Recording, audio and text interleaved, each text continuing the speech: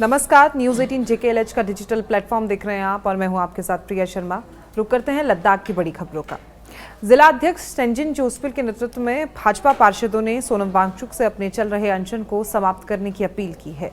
उन्होंने socialist party के महासचिव संदीप पांडे की भी आलोचना की, जिन्होंने अनुच्छेद 370 को निरस्त करने के खिलाफ आवाज उठाई और लेह में भूख हड़ताल में शामिल होकर कुछ और कहा।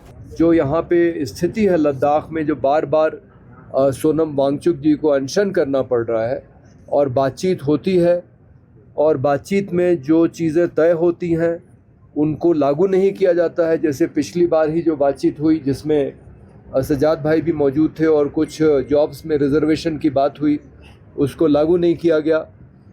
भारतीय जनता पार्टी के मैनिफेस्टो में है कि लद्दाख को 6 शेड्यूल में शामिल किया जाएगा, लेकिन वो कर नहीं रहे हैं और बहुत सारे यहाँ फैसले ऐसे हो रहे हैं। 2019 में जो 370 को हल्का किया गया और 35A को हटाया गया, तो उसका ये कारण समझ में आता है कि यहाँ पे केंद्र सरकार अपनी मनमानी करना चाहती है।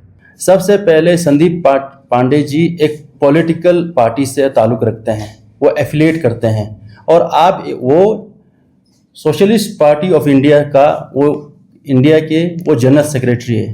एक पार्टी में, एक पॉलिटिकल पार्टी में जनरल सेक्रेटरी का रोल बहुत बड़ा होता है और उसका दायित्व बहुत ज़्यादा होता है। तो वो कहते हैं वो, और उनका ये राय था 370 नहीं हटना चाहिए। तो हमारा ये कहना है, उस प्लेटफॉर्म पे आके लद्दाख के डिमांड को हाईलाइट करते हुए बोल रहे हैं पहले कि बीजेपी को हटाइए और किसी को लाइए। वो पॉलिटिक्स हम समझते हैं पूरा पॉलिटिसाइज हुआ है। सेकंड, हम ये बोलते हैं कि वो 370 के अगेंस्ट थे। 370 के अगेंस्ट होने के वो उन्होंने प्रोटेस्ट भी किया, फास्ट भी किया। और मैं ये कहना चाहता हूँ, अब उनका हिपोक्रेसी देखिए।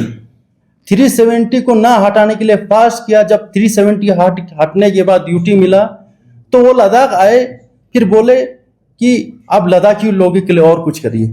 ये पूरा आप देखेंगे, इनका बैकग्राउंड देखिए, पूरा एंटी गवर्नमेंट, एंटी पार्टी एक नैरेटिव बनाया हुआ है।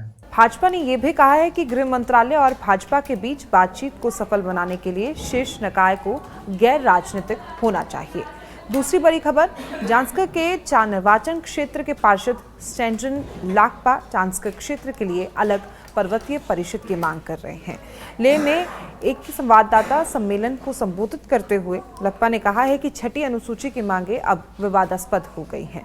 उन्होंने ये भी कहा कि राज्य के दर्जे की मांग क्षेत्र में सांप्रदायिक वैमनस्य पैदा करती है। उन्होंने साथ ही कहा कि भाजपा संवैधानिक सुरक्षा प्रदान करने के पक्ष में है।